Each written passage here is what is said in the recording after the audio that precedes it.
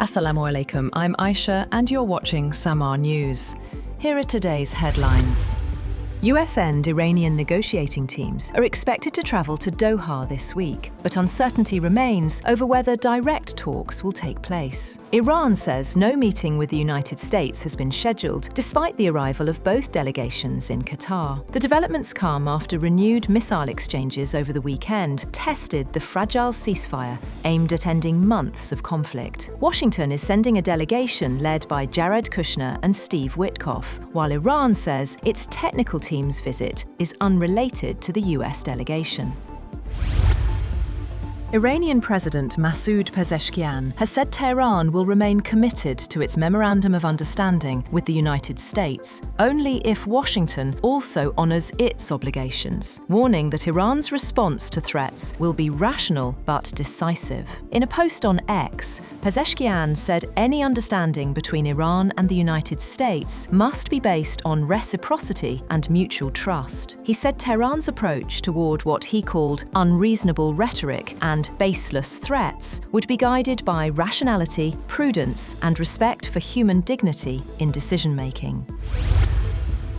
President Donald Trump has said that American and Iranian officials will have a high-level meeting in Doha on Tuesday. Trump claimed in a social media post that the meeting was requested by Tehran as both sides continue efforts toward a broader peace agreement. Meanwhile, the White House has said that Trump's envoys Steve Witkoff and Jared Kushner will attend the meeting, while technical talks would also continue on the sidelines.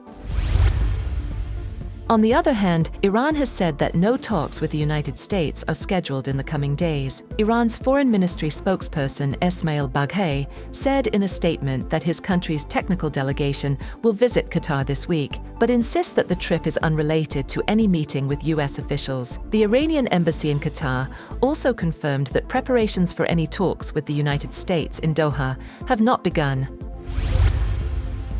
Deputy Iranian Foreign Minister Kazem Garibabadi has also said that there are currently no plans for technical team talks in Qatar on Tuesday. He said consultations with Qatar regarding technical discussions are continuing normally, but stressed that the first round of talks will only be held once appropriate conditions are established and both the date and venue are mutually agreed. Garibabadi also said he could not confirm media reports claiming that Iran-US technical negotiations would begin in Doha. Meanwhile, White House spokesperson Caroline Leavitt has said that President Trump wants the Iran peace process to play out, but warned that violence will be met with violence. Appearing on a news show, she said that any attack on commercial shipping would be met with a military response. She also said that the ceasefire was still in place and that the US wants Iran to sign a good, lasting agreement. Maritime traffic through the Strait of Hormuz has dropped sharply after weekend US-Iran strikes, and a commercial vessel was hit while crossing the waterway. Ship crossings fell from 70 on Wednesday to just 29 on Saturday and 12 on Sunday, raising fresh concerns over regional shipping.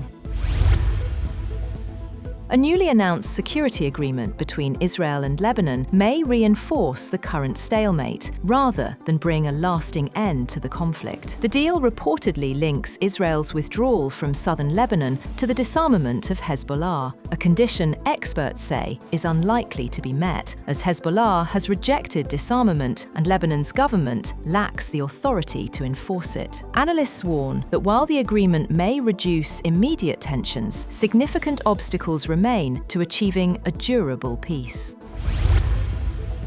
French Prime Minister Sébastien Lecornu has said that he is keeping the country's health emergency response plan at its highest level for the coming days, in view of a possible recurrence of a heatwave episode. France's weather agency has said the extreme heat had now diminished in most parts of the country, though temperatures were likely to rise again towards the end of the week. France has recorded 1,000 excess deaths during the blistering heatwave sweeping Europe, warning that the true figure was likely to be higher. That's all for now. For more updates, visit www.sammaa.tv. Thank you for watching SAMAA News.